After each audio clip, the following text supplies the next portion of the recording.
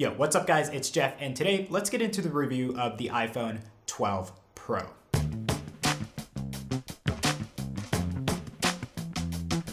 Okay, so first off, I wanted to say that last year I had a really hard time calling the iPhone 11 Pro and Pro Max phone like a Pro phone. Like whenever someone asked me why it's called the Pro, I would just say it was because of mainly the 3 cameras on the back. And it's like, is that it?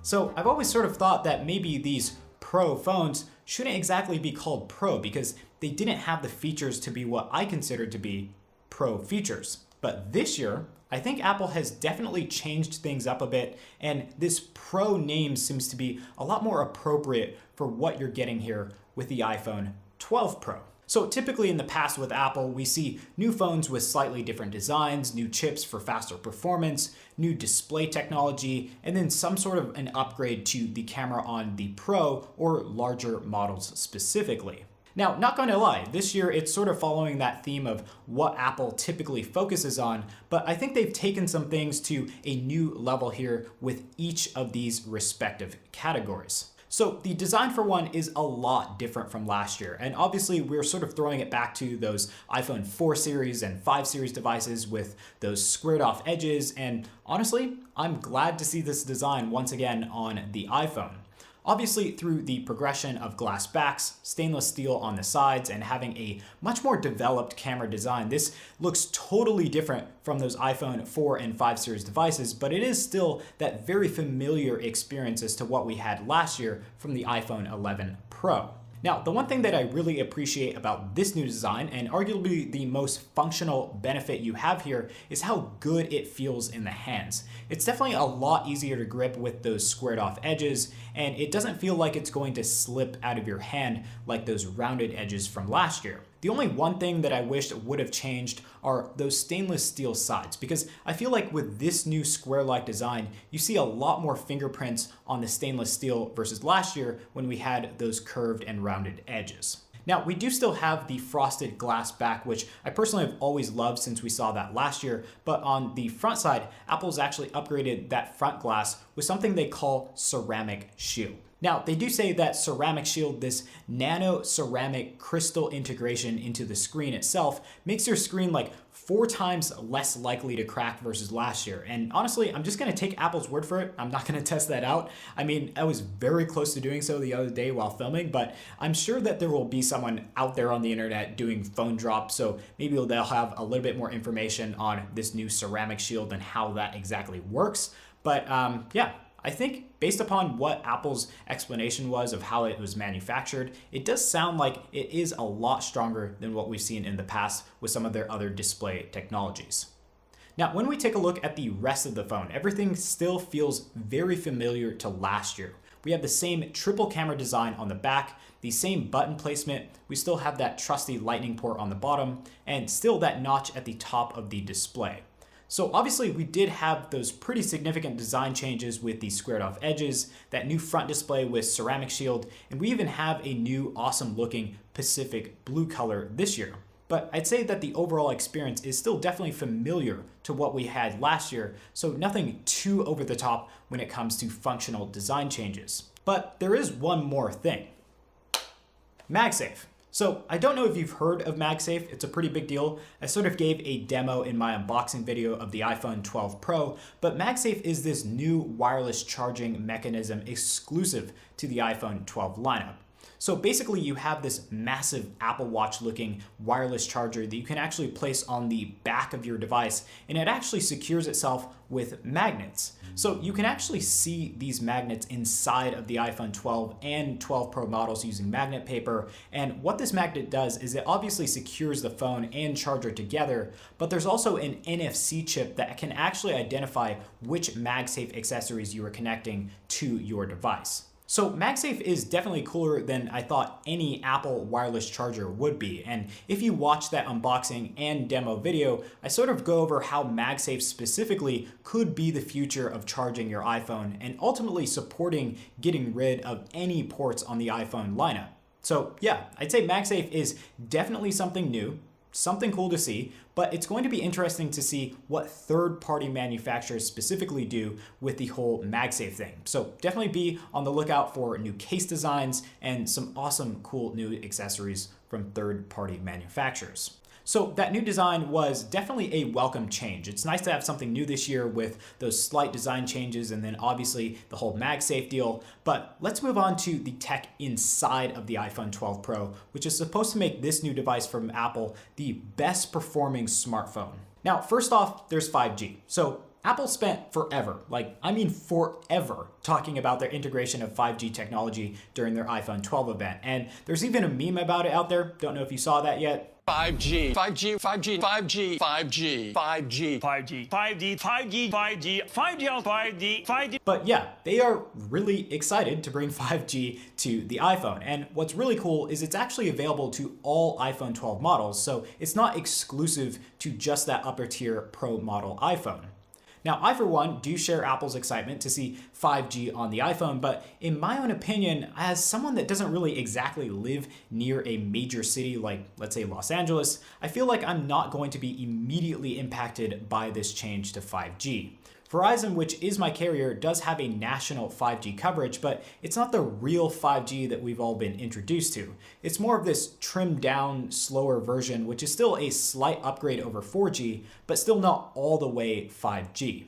So I guess for me and a lot of you guys out there, maybe you shouldn't see this as maybe the sole reason to pick up any of the iPhone 12 models out there, but I would say it's definitely an upgrade for the future and will sort of age this phone really well when you see 5G a little bit more widely available as we see that technology progress.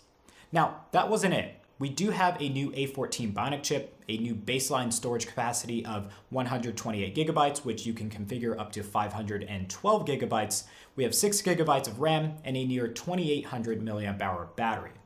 So that new A14 Bionic chip, it's now a 5 nanometer process, so that's pretty cool. It has 40% more transistors, which makes it faster and more efficient. And then Apple has all of these specs on their website about how it's so much faster than any other smartphone at basically everything. But what I wanted to know and what Apple typically always does is they compare it to the last chip that they had in an iPhone and show how much faster it really is. They actually didn't do that this year. So that made me kind of curious as to how much faster the new A14 Bionic chip is versus the A13. So I ran some quick benchmarks and it looks like on the CPU side of things, we see about an 18% improvement in performance, and then for the GPU, about a 25% improvement. So clearly with those numbers in mind, there is improvement here with the A14 Bionic chip, but I feel like maybe Apple didn't focus on this aspect too much because it doesn't really follow those typically massive progressions that we see year to year with their new chips. Don't get me wrong though, this increase in speed on both the CPU and GPU is quite significant, and Apple is right to say when this is miles apart from any other smartphone chip out there, but really the major improvements come from Apple's neural engine. Now we'll talk about how that aspect of the A14 Bionic chip significantly helps photos and videos later on in today's video, but overall I think that the performance is still pretty solid here in 2020, and I'm liking what I'm seeing with the A14 Bionic chip. Now let's talk about that battery life really quickly, because Apple did say that this A14 Bionic chip is more efficient. Well, it's clear that we do have a decrease in battery size from last year, so I don't know if that's to blame, but we do have 1 entire hour less of battery life on this year's iPhone 12 Pro. Now, I didn't really see that translate into how long you can actually use the phone. Actually, in my test, it even kept up with my iPhone 11 Pro Max for a while, but I'm curious to see the long-term effects of this lower battery size and how users react to it. Obviously, for me, it didn't really make a huge difference in usage, so honestly, I don't think it's that big of a deal having that smaller battery size with the A14 Bionic chip obviously being a little bit more efficient this year. Okay, so let's go ahead and dive into this new display. The most significant change, and one that I really love, is that the new iPhone 12 Pro screen is actually bigger than last year. So we have a new 6.1-inch Super Retina XDR OLED display, which features that max 1200 nit brightness, 460 pixels per inch density, which makes things super sharp, and obviously you have that ceramic shield technology that we talked about earlier. Now, honestly, things don't look all too different from last year when it comes to quality. It was already pretty top-notch. Get it? Top-notch? Yeah, that notch is still there, by the way. But past that, I don't know if you can tell or not, but we do have smaller bezels, which actually make this display, for me, look a lot better. So we now have an 86% screen to body ratio with this new display, and I like that the edges have been pushed back a little bit. It definitely sort of like modernizes these new phones a bit, and also with these new display sizes for most of the iPhone models this year, I think that fills in some of the gaps of how big someone would actually want their phone to be. So for me, I'm loving this sort of new display, if that's what you want to call it. And even though it's a small change, I actually think it makes a big difference when going throughout day-to-day use looking at your display. Okay, so yeah, it's time for the cameras. The camera design on the back is the same for the most part, but we do have that new sensor on the back, which is LiDAR. Now, LiDAR stands for light detection and ranging, which basically means that it detects how light bounces off of objects and can tell the distance of those objects through that measurement. So what I noticed is this actually significantly improves your portrait photos. Having that way more accurate light detection really helps identify what should be in focus and what should not. The biggest improvement though you'll see specifically with that LiDAR sensor is actually the nighttime portrait shots where there's a little bit less light, but this LiDAR sensor can use what little light there is to still measure the distance of objects. So yeah, LiDAR may have some really cool use case scenarios when it comes to mapping out different things, but I feel like from a photography perspective, this really can improve those portrait photos on the iPhone and ultimately get you some really cool shots that you just couldn't get before or had to fiddle with for a very long time. So yeah, that's what's new this year with the iPhone camera system on the iPhone 12 Pro. And let's move on to I'm just kidding. There's actually way more to talk about here. So we do still have this very familiar 3-camera system on the backside, but there are actually some major upgrades here. So we have an ultra-wide f2.4, a new 1.6 wide camera, and then an f2 telephoto as well. What has really improved these cameras though is that Apple neural engine that we talked about a little bit earlier. So this new camera system has gotten a huge upgrade when it comes to photos. We now have a new Apple ProRaw format, which is like any other RAW system. It basically stores more information about your photo so that you can ultimately change some settings after the fact to get the right look that you're going for and not lose overall quality when you are going throughout that editing process. Now, specifically for photographers out there, this is actually a pretty big deal. In the past, when you took photos on an iPhone, no matter how good the cameras were, there were times where you just couldn't exactly push the editing limits because the photo would just ultimately lose quality extremely quickly. But with Apple ProRAW, I feel like you have a lot more room to work with. And I feel like this feature, when it comes to photos on the iPhone 12 Pro, really give this phone that Pro name that we were all looking for. Like, this is actually a feature pros have been asking for and a feature that pros would actually use. So finally, I think that Pro name is definitely deserved here with the iPhone 12 Pro. Now, another really big improvement that Apple made was to their night mode cameras. To me, things are looking a lot better when it comes to their nighttime photography, and I noticed that light is just balanced a lot better across the images. So when it comes to the photos that you can get out of the iPhone 12 Pro versus last year's iPhone 11 Pro, there's definitely improvements when it comes to overall quality. You obviously have better portraits, but you also have really good nighttime photography as well, which is something that a lot of users out there really wanted to see constant improvements of as we move towards a newer device. Now, the good thing is the improvements don't stop specifically with photo taking. The video out of the iPhone 12 Pro is absolutely insane. Now, as far as the overall quality, like sharpness, it feels very familiar to what we had last year, but I'm noticing that the color production is just a step above what we've seen in the past from Apple. But it doesn't stop there. Apple's actually added another really cool, awesome Pro feature, which is Dolby Vision HDR recording, up to 60 frames per second.